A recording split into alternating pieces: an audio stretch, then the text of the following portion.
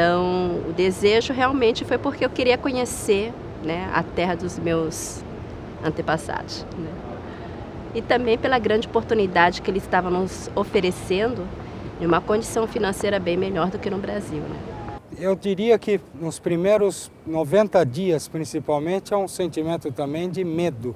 Quem conseguiu ficar 2 anos não volta, né? Ou volta no primeiro ano, nos primeiros meses, porque não aguenta, ou ficou. E aquela pressão também de vencer, que é outro fator. A gente não quer voltar para o Brasil fracassado. Eu acho que o governo brasileiro não pode discutir nem política externa, nem política econômica, nem política, nunca, não pode nesse momento discutir isso sem colocar a imigração na agenda.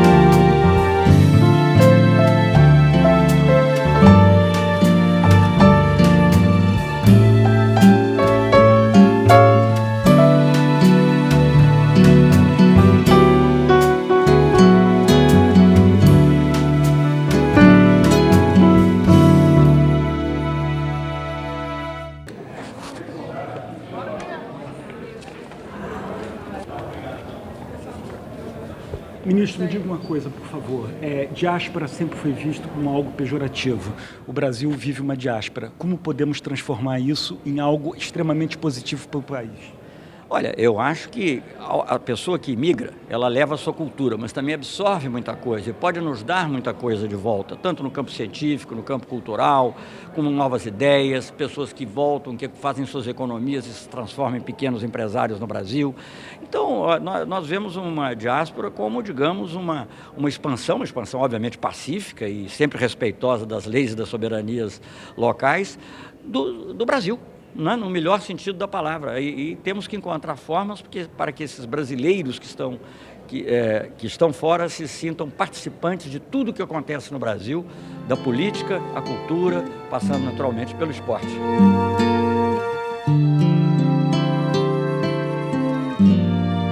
Esse evento certamente marca um ponto de inflexão na nossa política de assistência aos brasileiros no exterior.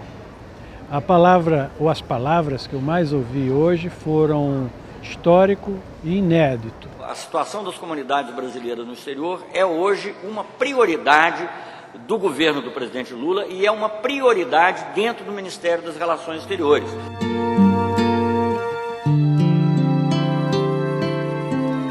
Esta primeira conferência das comunidades brasileiras do exterior está inspirado na convicção de que as comunidades sabem mais e podem mais do que o governo.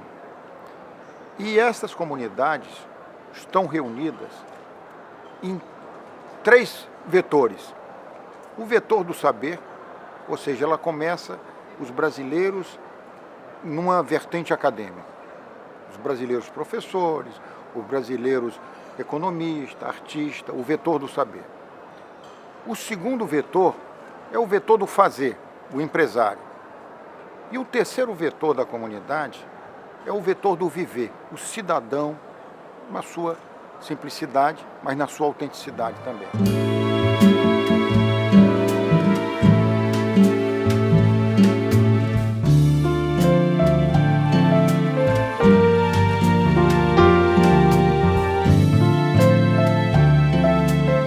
Geralmente, no passado, a diáspora era vista de uma maneira negativa. O brasileiro que deixou o Brasil, que nós perdemos o brasileiro. A concepção dessa já é diferente.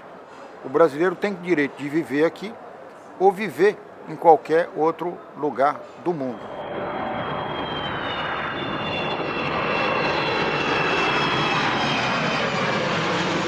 Estado brasileiro está tomando consciência de um fenômeno novo, né? Que advém dessa mudança da realidade que fez com que o Brasil saísse de uma condição de país de imigração para um país de imigração. Esse é um fato absolutamente novo na nossa vida, em toda a nossa história. Essa diáspora brasileira, inclusive hoje, envia para o Brasil, por ano, mais de 7 bilhões de dólares. Ou seja, mais do que a produção de soja do Brasil. Então o Brasil começa agradecendo à diáspora o dinheiro que recebe por ano aqui no Brasil. No caso de Madrid, houve um aumento exponencial do número de brasileiros, da comunidade brasileira na Espanha. Nós éramos 15 ou 20 mil há 6 anos atrás, hoje somos 110 mil. Isso, evidentemente, exigiu um enorme esforço do consulado para manter um atendimento de qualidade para uma demanda que era crescente. Nós, os negros brasileiros, os afrodescendentes, nos consideramos da diáspora negra, não é? Então, agora eu emigro, então é a diáspora brasileira. Eu acho que a realidade, a interculturalidade é muito enriquecedora. Olha a cara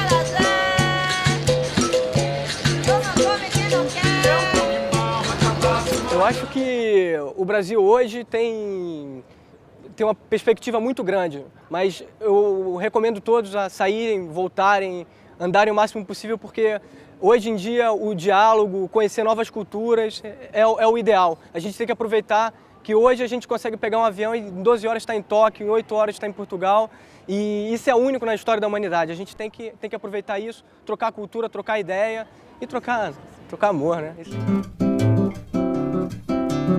Eu tenho um amigo americano, eu posso falar isso porque é um amigo americano, que ele diz que a diferença entre o brasileiro e o americano, que você olha para o brasileiro, você vê o espírito, a alma dele aqui juntinho dele. E você olha para o americano, você vê o espírito lá longe. Então isso é vindo de um americano, dizendo dessa coisa, desse espírito, dessa alegria brasileira é muito viva. Essa facilidade que o brasileiro tem de poder resolver questões mais sérias e mais dolorosas com uma certa leveza. O francês não tem essa leveza. Para o francês, quando você pergunta, podemos fazer tal coisa? Ele vai dizer para você, não, é muito difícil. Agora, se você pega essa coisa do brasileiro, ele já vai olhar entusiasmado para você, o olho já vai brilhar e já... Não, vamos sim, vamos lá. Eu diria que o brasileiro, onde ele chega, ele é e deveria ser visto assim por todos os países, como uma aquisição, um ganho para o país onde ele está. Olha, eu acho que o brasileiro sabe se virar. Não interessa qual situação tiver, a gente não precisa de um sistema, de regras, a gente sabe se virar. A gente chega no país, a gente inventa. Se não tem cão, casca um gato. Todo brasileiro carrega na sua mente um projeto ideal de Brasil. E o Brasil real, evidentemente, não coincide. Então, eu creio que aí haveria fazer uma distinção que ultrapassa o Brasil e que é de caráter universal. Povos que coincidem com sua realidade, a despeito dela não ser ideal, e povos que não coincidem com a sua realidade porque desejam o ideal. O francês está sempre de acordo com a França, por mal que esteja indo a França. O italiano, ao contrário, protesta contra a Itália porque tem uma Itália ideal que não corresponde à Itália real. O brasileiro se aproxima do italiano. Quando eu cheguei lá, a minha percepção do que os americanos achavam dos brasileiros, existia uma ignorância enorme. Algumas pessoas não sabiam que se falava português, algumas pessoas não sabiam que a nossa capital é Brasília, não é Buenos Aires, não é? E muitas pessoas tinham e ainda têm aquela visão do brasileiro como Carmen Miranda, exótico, né? Da mulher brasileira fácil, que usa fio dental. País exótico a gente sempre foi considerado. Tá? Uma população de um país exótico e extremamente simpática. Isso a gente sempre foi considerado. Agora, se isso é um elemento de exclusão, pode ser. Isso a gente já pensou muito. O Brasil, país do futebol, do carnaval, ainda existe como imagem lá fora, mas eu acho que a imagem está muito mais diversificada hoje em dia. Há muito mais gente que toma consciência desse fato relativamente novo, de um Brasil como uma potência econômica realmente considerável, um dos BRICS, um país que elevou muitíssimo o seu perfil internacional nos últimos anos.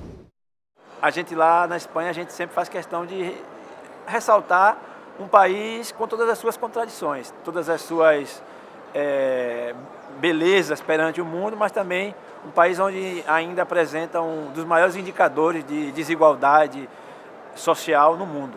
Então isso é sempre forte, é sempre o lado da desmitificação do estereótipo, tal como está construído, e ao mesmo tempo de reforçar umas características pessoais que a gente tem e que podem ajudar ao mundo a fazer um diálogo intercultural.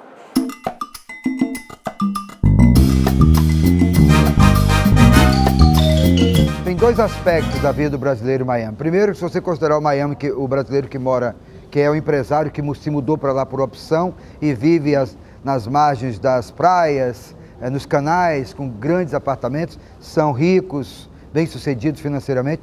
Esse tem uma qualidade de vida excelente, foi por opção, fugindo da violência, do Rio ou de outros lugares, estudar os filhos. E há um outro brasileiro, que é o brasileiro que deixou a pátria, deixou o Brasil por necessidades financeiras.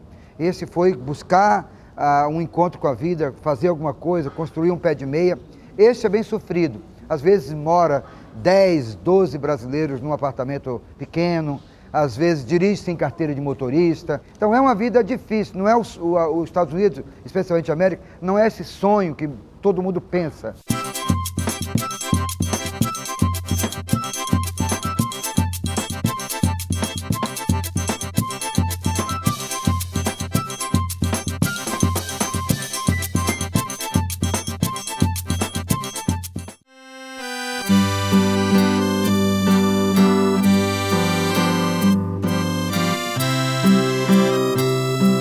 Na fronteira que nós vivemos, a gente não sente a diferença. A gente não sabe o que é Brasil e o que é Uruguai, não sabe se tu estás conversando com um brasileiro ou com um uruguaio. As histórias são as mesmas, as festas são as mesmas, frequentamos os mesmos clubes, falamos a mesma língua, o portunhol. Então, para nós não existe a diferença. Agora, não nos perguntem em questão de futebol naquela fronteira, quando joga Brasil e Uruguai, que aí a coisa muda muito, muito, muito.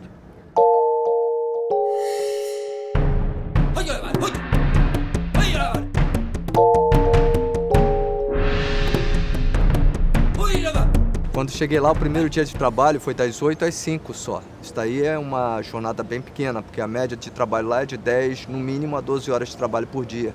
O normal seria 12 horas de trabalho por dia.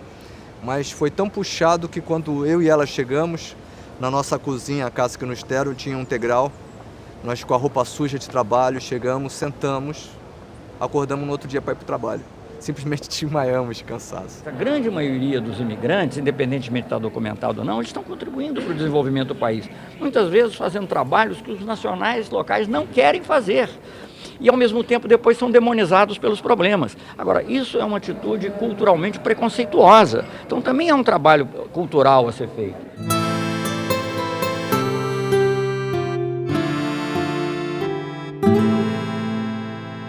A migração brasileira em Portugal, ela é muito flutuante, ela é volátil. O imigrante que está no Porto, na semana seguinte ele está em Braga, na próxima semana ele está em Coimbra e depois ele está em Lisboa, onde tiver o trabalho. Aqui você tem uma determinada inserção, você ou é estudante ou qualquer outra coisa, e quando você chega lá, normalmente chega por baixo, você vai pegar o trabalho que eles não querem, não é? Por isso, quando você muda de classe social, isso também é muito interessante para a gente conseguir viver e ter experiência de outras realidades, não é? Ali eu fui ser operário fabril, né? Eu saí daqui de estudante de história para ser operário fabril lá, é mesmo isso.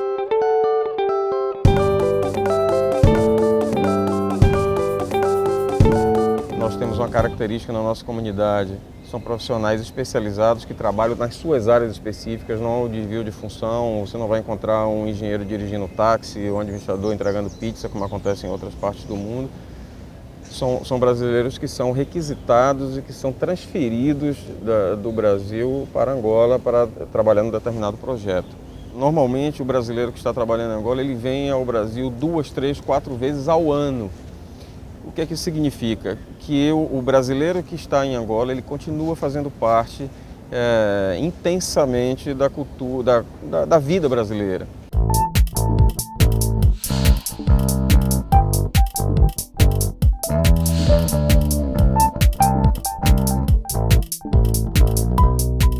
principais problemas que a nossa comunidade enfrenta são a não documentação, alguns problemas psicológicos sérios, violência doméstica, barreira linguística e falta de integração.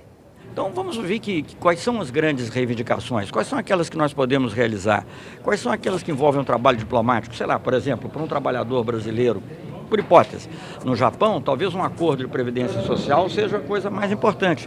Para um trabalhador rural brasileiro na Bolívia, o problema é diferente, é o problema de documentação, de legalização.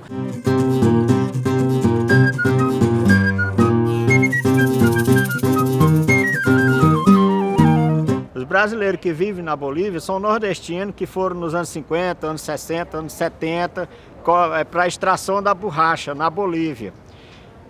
No tempo dos seringais. E lá construíram família, criaram seus filhos e hoje vivem lá dentro sem a mínima condição de retornar ao Brasil. Há um outro problema sério dessas pessoas, que é a falta de documentação, inclusive brasileira, boliviana, dos filhos que às vezes nascem, nem sabem de que lado do território, porque nascem de parteiras, e às vezes é um rio e eles não têm muita noção territorial do que pertence ao Brasil, do que pertence à Bolívia. Essas pessoas são também nossos, de alguma forma, guardiães das questões amazônicas. Então, falando aí de brasileiro que vive nos centros urbanos, e nós aqui estamos falando de brasileiro que vive na floresta amazônica boliviana. É preciso caminhar meia hora, 1 hora, 2, 3 horas para chegar da casa de uma família para outra. Eu quero invitar todos os brasileiros que estão me ouvindo para uma reunião com o consulado brasileiro em Cobija para sacar seus documentos.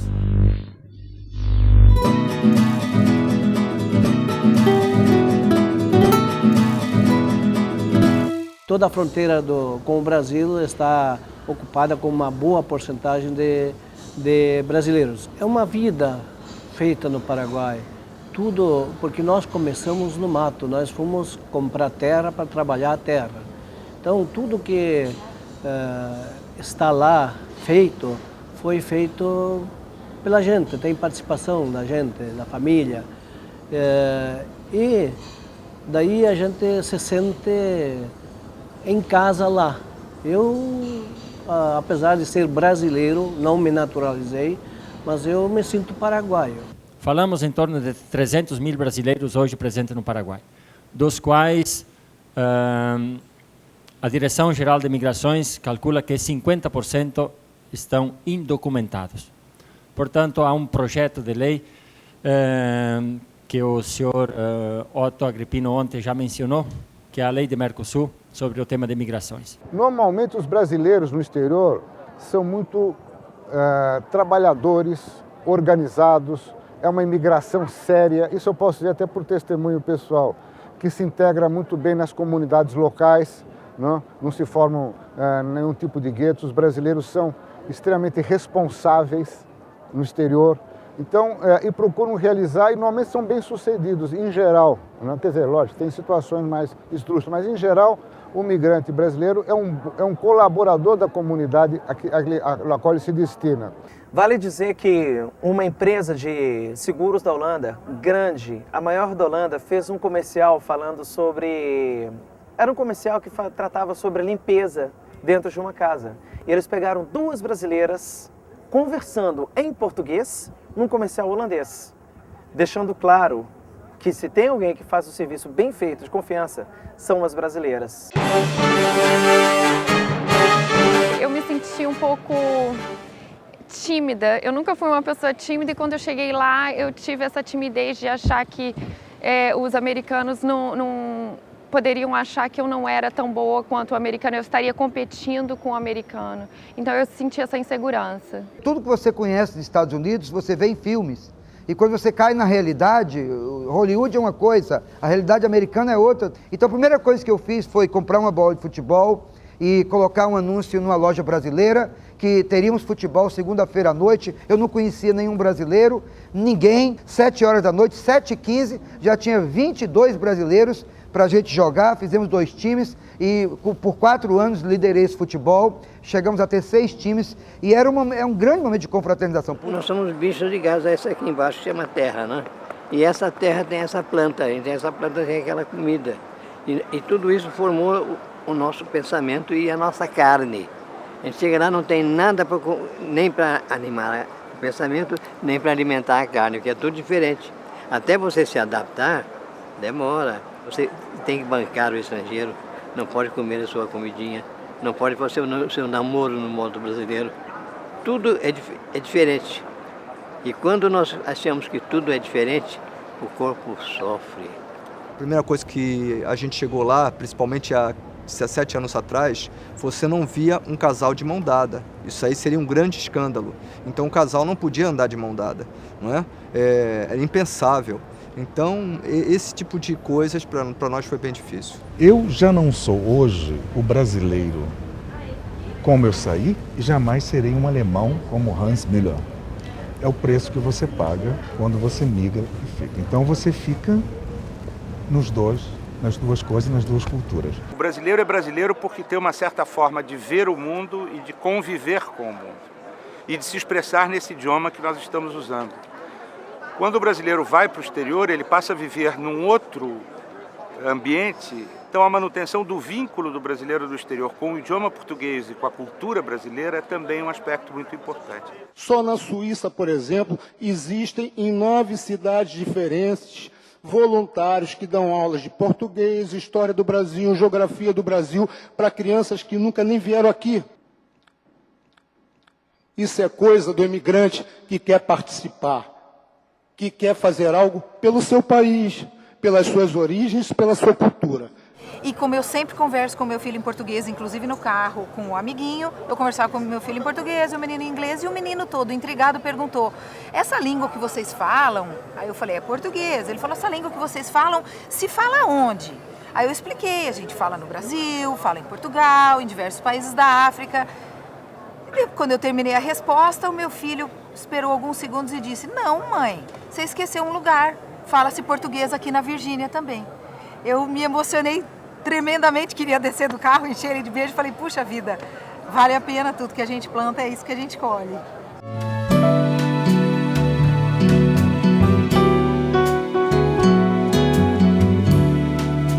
O direito do migrante de viver plenamente a sua cidadania não deve ser comprometido, afetado, porque ele mudou de país. E nesse sentido, eu gosto muito de lembrar uma frase do nosso conhecido L. Bicudo. Ele dizia: a dignidade do ser humano não pode sofrer alterações porque ele muda de um país a outro. Você imagine que o brasileiro é preso porque está com a carteira vencida. E ele é jogado na cadeia, na prisão, fica lá 5 dias, 10 dias, às vezes de lá encaminhado para outra prisão, que é a prisão de deportação, de imigração. Por lá, às vezes, passa 3 meses, 6 meses, só porque tinha uma carteira vencida. E é isolado da família, dificilmente o advogado tem acesso. Então, direitos humanos são, por incrível que pareça, uma das prioridades dos brasileiros nos Estados Unidos. O problema do Japão é que não há uma lei que proteja os direitos humanos dos estrangeiros, especificamente dos estrangeiros. Os direitos estrangeiros, pelo governo japonês, está limitado ao status dele, dentro do país. Então, eu trabalho dentro de um grupo para expedir uma lei contra a discriminação racial dentro do Japão e uma outra lei que seja de proteger os direitos dos estrangeiros, proteger os direitos humanos dos estrangeiros.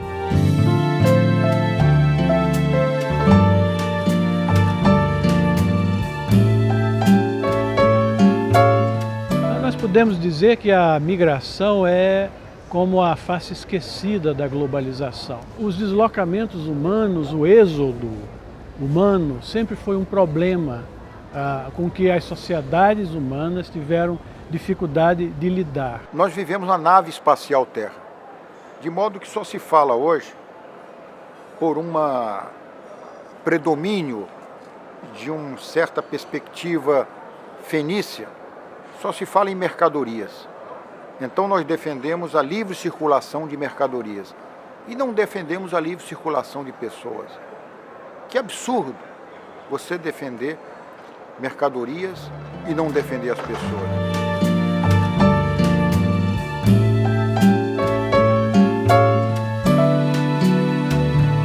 brasileiro no exterior, o seu primeiro problema é obter autorização de morar.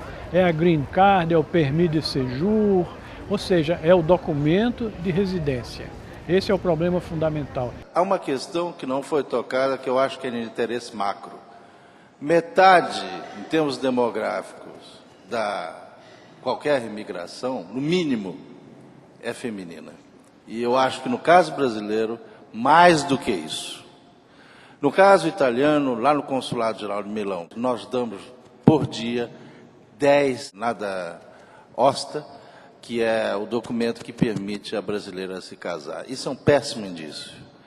E, evidentemente, há casamento industriados, pagos, coisas assim, gente iludida. Há problemas com a justiça na hora do divórcio com as crianças, porque a justiça dá ganho de causa, inevitavelmente, para o marido italiano. Há problemas de prostituição que são clamorosos em vários países na Europa. O problema maior são os problemas da irregularidade, o problema da prostituição, que pois a prostituição não é um problema, o problema é mais a exploração a esse fenômeno de prostituição. Porque na Itália a prostituição não é proibido, a pessoa com o corpo pode fazer aquilo que quer, mas é proibido explorar. Nós temos um comércio muito ativo, uma troca de cultura, de símbolos e de valores muito grande, e de dinheiro também. Eu acho que para os nossos próximos 20 anos, uma agenda muito importante que nós temos é exatamente resolver essa questão previdenciária. É importante que as comunidades saibam que, mesmo morando fora do Brasil, os brasileiros podem continuar contribuindo para a Previdência Social. E tem incentivos para que essa contribuição aconteça atualmente por 11%, né? Que garante a proteção dessas pessoas quando retornam ao Brasil. Estamos nessa conferência estudando formas de valorizar a presença brasileira, fazer com que esses brasileiros no exterior tenham formas de autodesenvolvimento e que tenham uma inserção harmônica na sociedade local e, ao mesmo tempo, não percam os vínculos com o Brasil. E eu acho que a gente aponta aqui, inclusive, uma das propostas que a gente tem é que exista, como existe já de outros países, como a Espanha, porque eu conheço, porque eu estou lá, um estatuto da cidadania brasileira no exterior, que assegure o exercício pleno da cidadania desses homens e mulheres que migraram. Nós queremos que a Secretaria das Comunidades Brasileiras no Exterior seja também constituída de imigrantes, e que esses imigrantes da Secretaria, que no momento é ocupada só por diplomatas, essa Secretaria tenha uma maioria de imigrantes. Os órgãos de Estado são constituídos por funcionários que tem acesso a carreiras através de procedimentos estabelecidos, seja pela Constituição, seja pela lei. Isso é a base do procedimento republicano, não é? E da democracia representativa. Não é? Agora, o que se pode falar, isso sim, é da formação de conselhos de representantes das comunidades que vários países adotam e que nós estamos caminhando para isso, claramente estamos caminhando. E essa conferência é um canal, é um cenário para o debate de como chegar a isso. Eu vim aqui mesmo para defender um projeto de reforma da Constituição que eu submeti ao Congresso em maio de 2005, que, para fazer justiça a essa mudança, criaria no Brasil a figura do representante legislativo dos brasileiros que moram no exterior. Eu acho que é um direito que vocês têm, é uma necessidade que o Brasil tem de criar representação legislativa de brasileiros emigrantes no Congresso brasileiro.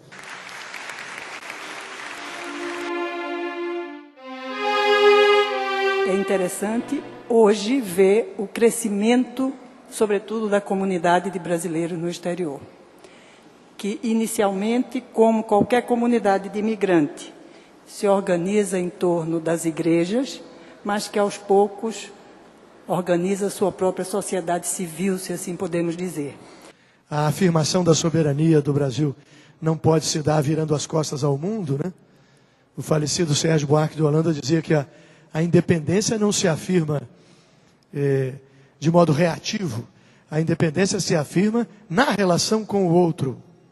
Então é importante que as grandes organizações da sociedade brasileira também se internacionalizem, não apenas as empresas.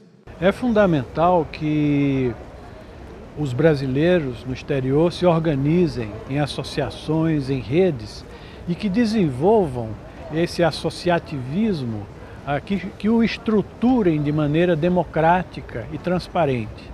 Essas organizações, elas fazem um trabalho fundamental. Nós temos organizações no exterior de voluntários, brasileiros voluntários, que prestam assistência a brasileiros presos, por exemplo, ajudando então o trabalho do consulado. Muitas vezes o consulado ele tem poucos recursos humanos para o tamanho de uma determinada população.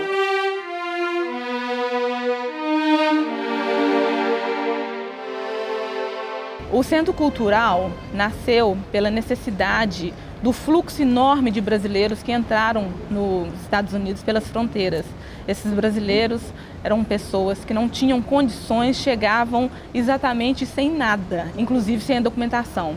Então eu resolvi abrir o Centro Cultural, que é também um centro social e comunitário. E passei a dar apoio a essas pessoas, apoio legal, apoio educacional, apoio social, apoio de saúde.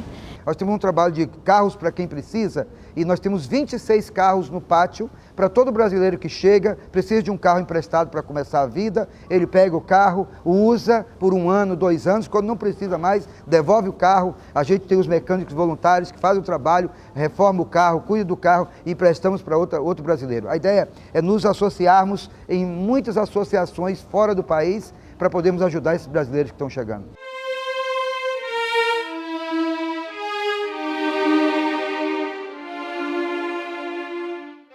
Quanto à mídia brasileira no exterior, que é conhecida no jargão dos jornalistas como mídia étnica, algo que eu não sabia, aprendi esses dias, ela é também de fundamental importância porque ela ajuda a congregar brasileiros, ela ajuda a circular informações de interesse das comunidades brasileiras, né? Que inclui sites, inclui programas de televisão, inclui jornais.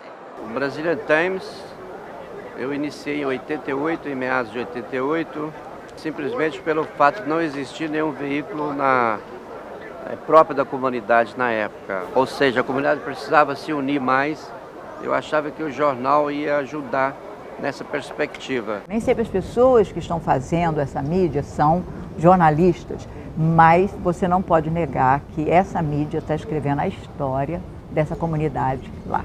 É hora do programa Canta Brasil. Boa noite a todos. Esse programa é transmitido diretamente de Shinagata, com muita música e aquele bate-papo. O Brasil, eu acho que tem sim que entrar para o mundo, em termos de formação, de conhecimento, de diálogo, de trabalho, de produzir. Isso tem um retorno. Se eu pego o meu exemplo como professora na universidade, eu nunca trabalhei tanto para o Brasil e na formação de profissional brasileiro, estando fora do país. A preocupação com a perda de cérebros, é evidente que tem que haver, nós temos que valorizar o investimento que o país faz na formação de quadros e procurar trazê-los para o Brasil. Mas começou-se também a descobrir que muitas vezes esses quadros, esses brasileiros, esses cientistas que estão no exterior, eles podem ajudar o Brasil onde estão. Eles podem ser úteis ao Brasil lá fora também. A mídia tem feito um trabalho fantástico. O Estado de São Paulo, a Folha de São Paulo, tem publicado histórias de sucesso de pessoas de ciência e tecnologia. E agora eu tenho um colaborador que fica sempre olhando as informações para que a gente possa, então, atrás dessas pessoas. A nossa proposta é justamente essa, criar uma infraestrutura na qual a gente possa facilitar a participação dessas pessoas de talento, de alta qualificação no exterior, para contribuir para o desenvolvimento científico, tecnológico e econômico do país. Outros países já fizeram redes da diáspora, que são muito bem-sucedidas. Então o que nós estamos fazendo é justamente isso. A gente precisa estudar essas outras redes para a gente não reinventar a roda. Brazil, the Brazil that I knew, where I wandered with you, lives in my imagination, where the songs are passionate and the smile has flesh in it and the kiss has heart in it, for you put your heart in it. And so I dream of old Brazil. Hoje em dia o belga já conhece um pouco mais a nossa cultura, ele já se interessa, já existem projetos de ONGs que vêm para o Brasil, a embaixada está fazendo um trabalho legal de cinema, por exemplo, todo mês, toda semana tem filme gratuito, os belgas podem vir, tem exposições na embaixada, uma vez por mês, tem um artista que vem mostrar seus trabalhos. E a função disso é que o belga perceba que nós somos portadores de cultura. Hoje em dia está se implementando os cursos dentro das universidades. Então, por exemplo, são criadas cadeiras do ensino de português e de cultura brasileira dentro das universidades. Eu ouvi uma preocupação nas comunidades brasileiras de outras regiões do mundo em preservar a cultura brasileira nas famílias imigrantes, principalmente nas crianças. Em Angola se dá exatamente o contrário. A força da televisão brasileira internacional é muito grande. Eu não sei se existe um outro país onde aconteça isso. A televisão brasileira é mais assistida pelos angolanos do que a própria televisão local. Levar a cultura do Brasil para a Guiana, para mim, é muito importante, porque a gente tem que saber de onde a gente veio. Se a gente não souber, a gente não sabe para onde a gente vai. Eu acho que o brasileiro não tem que ter vergonha do que ele é. Tanto é que o Carnaval da Guiana, sem o Carnaval brasileiro, não tem o mesmo brilho.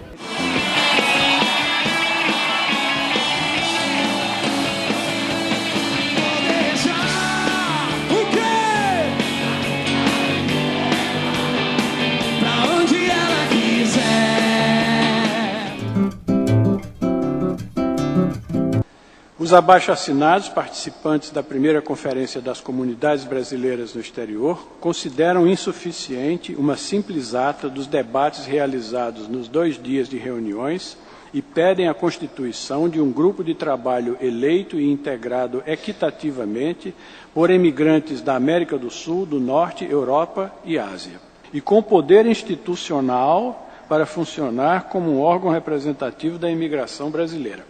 Bom, acho que sim, é nosso pensamento que deve emanar desta conferência, como um dos principais resultados dela, a criação ou o embrião de um conselho de representantes das comunidades no exterior. Eu agradeço a decisão da Secretaria Geral das Comunidades no Exterior de aprovar esse abaixo-assinado que foi feito com o voto da maioria daqueles que aqui estão presentes? Não foi aprovado, não. Nós constatamos que a proposta recebida por abaixo-assinado não é consensual. Eu acho que o debate demonstrou isso, embora ela tenha sido assinada, um dos signatários já veio aqui para retirar sua assinatura. Mas ela é representativa de um segmento importante, mas eu confesso que sinto um grande desconforto a essa altura de adotar uma proposta que não é de natureza consensual num assunto que pode ser consensual. A minha proposta é que nós possamos, entre nós mesmos, nós temos um relator que foi elegido pelos Estados Unidos e pelas outras diferentes organizações, que nós possamos mandar a este relator nossos nomes de quem nós estamos propondo e que nós tivéssemos uma comissão de 11 pessoas no lugar de 5 e que esses moderadores, então, recebessem os nomes mais votados e mandasse para o embaixador, e dessa maneira resolveria, e nós estaríamos votando as pessoas que nós quiséssemos pela maioria participativa. Eu acho que essa seria uma solução, uma fórmula bastante democrática e prática. Nós podemos, sim, partir da base desses 5 representantes. O que é que eles vão fazer? Eles vão promover um processo de consulta, como bem sugerido, para angariar os nomes de mais 6. Então nós teríamos uma comissão de 11 pessoas, o que me parece de bom tamanho. E nós teríamos uma comissão com um mandato limitado, num primeiro momento, mandato de 1 ano, que seria mais ou menos o suficiente para chegar à próxima conferência. A função dela seria cooperar com a subsecretaria, com o Itamaraty, na organização da próxima conferência, né? No entendimento de que essas conferências passam a ser o foro institucionalizado de contato, de relação, de diálogo, de interlocução entre o governo e as comunidades. Eu acho que isso poderia ser uma solução, uma fórmula aceitável.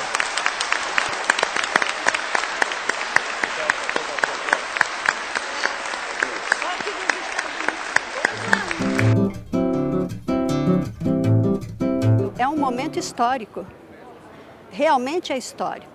Claro que a gente tem nos consulados, tá? Pelo menos a experiência minha com o consulado de Paris, eles são essencialmente afetivos e são acolhedores. Tá? Agora, você passar uma relação dessa política, de momento político histórico, como essa reunião, isso é outra coisa. Isso já é um momento realmente de mudança fundamental de relação de Ministério de Itamaraty, tá? Em relação à comunidade brasileira. No passado, a gente achava que representar o Brasil era um privilégio do embaixador e de poucos diplomatas. Hoje, você pode utilizar toda a comunidade nessa representação. A ideia é do seguinte: olha, o Brasil não perdeu vocês. O Brasil gosta de vocês e querem que vocês sejam embaixadores do Brasil, embaixadores voluntários do Brasil, com a missão de fazer amar o Brasil. Então vocês no exterior me ajudem, o que o governo Lula está dizendo, me ajudem nessa tarefa de projetar o Brasil. Eu quero que essa reunião seja efetivamente uma reunião em que funcione não apenas a razão, mas também o coração, porque é realmente uma reunião para encontrar soluções, para encontrar propostas novas, mas sempre dentro de um espírito de solidariedade e de plena consciência da responsabilidade que tem o governo e que o presidente Lula demonstrou desde o início, mesmo na sua campanha, ao escrever uma carta aos brasileiros no exterior, ainda em 2002.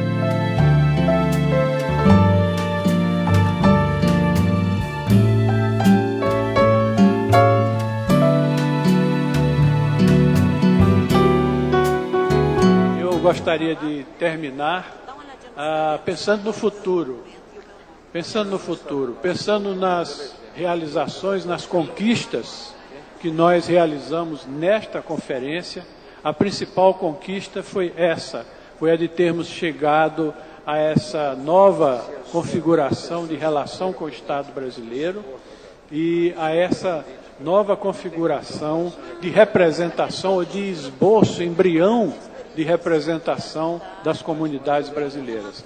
Agora só temos que pensar no futuro e começar a preparar a segunda conferência Brasileiros no Mundo. Até à vista.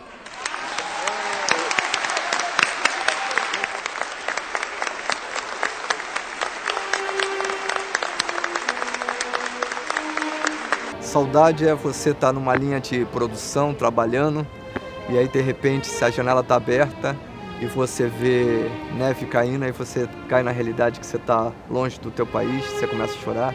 Ou então depois de um ano e pouco que você está no Japão, praticamente só com japonês, você escuta passar uma tarde em Itapuã e não tem como você segurar as lágrimas, você fala, poxa, isso é saudade. Então eu quero mandar um beijo pra minha mãe, pro meu pai, pra minha tia. Isso deve ser na televisão mesmo? Eu não tenho a saudade patriótica do Brasil. É a saudade de emoções, de vivências. É saudade das referências que lá eu não tenho e as reproduções delas lá são muito ruins. Então, a saudade, por isso eu venho todos os anos, para realmente satisfazer essa saudade, ou matar essa saudade, que é uma expressão muito bonita, né? Somos assassinos, matamos as saudades, né? A todos vocês que estão morando no Japão, eu sei que a saudade é bem grande, mas queremos dizer a vocês que vocês se esforcem e se esforcem. Brazil, the Brazil that I knew, where I wandered with you, lives in my imagination, where the songs are passionate and the smile has flesh in it and a kiss has heart in it, for you put your heart in it. And so I dream of old Brazil, oh, where hearts were entertaining June. We stood beneath an amber moon and softly whispered someday soon. We kissed and clung together. Damn, tomorrow was another day. The morning found me miles away, with still a million things to say. Now, when twilight dims the sky above, recalling thrills of our love, there's one thing I'm certain of: Brazil, for me, for you. Brazil, for me, for you. Brasil, Brasil!